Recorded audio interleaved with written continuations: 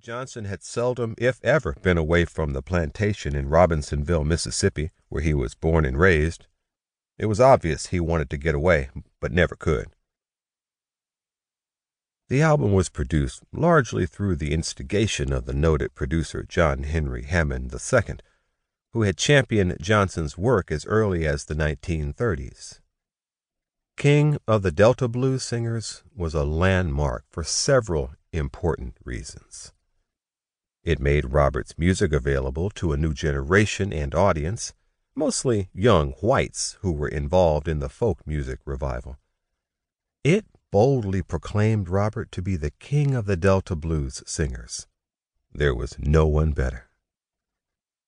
As the first major label reissue of any of the guitar-oriented country blues artists from the 1920s or 1930s, there was no other music to compare it to. Robert Johnson was it, the new generation's first experience in hearing the Delta Blues. And it strongly influenced such future trendsetters as a young Bob Dylan, Eric Clapton, and Keith Richards. They became Robert Johnson proselytizers. That release created new interest in all things Robert Johnson. His legacy and life were already being researched by scholars similar in age to or slightly younger than Charters, such as Mac McCormick and co-author Gayle Dean Wardlow.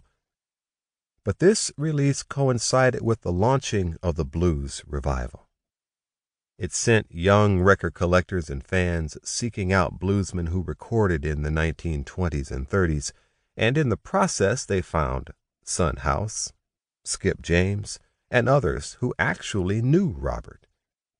Then, in 1968, Gayle Dean made a historical discovery, locating Robert's death certificate.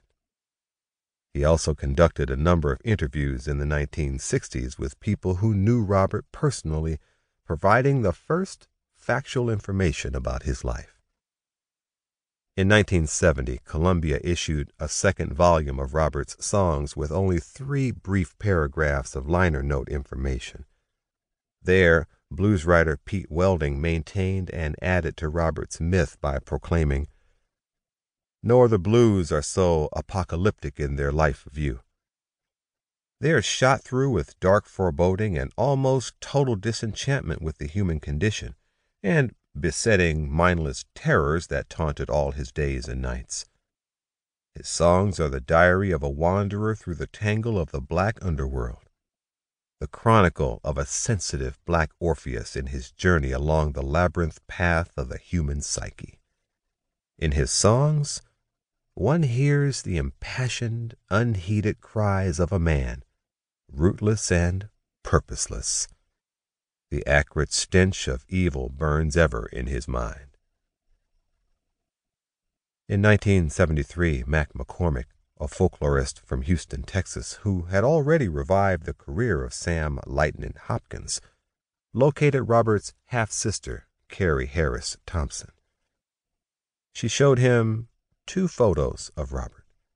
One was the now famous Hooks Brothers studio portrait, and the other, unpublished and supposedly still in McCormick's collection, was a photo of Robert, his half-sister Carrie, and her son Louis in his Navy uniform.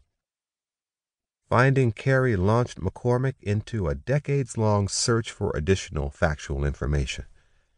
Eventually, he found the man who had accidentally murdered the bluesman. McCormick planned to use his information to write a definitive book about Johnson, tentatively titled Biography of a Phantom. But the book never happened.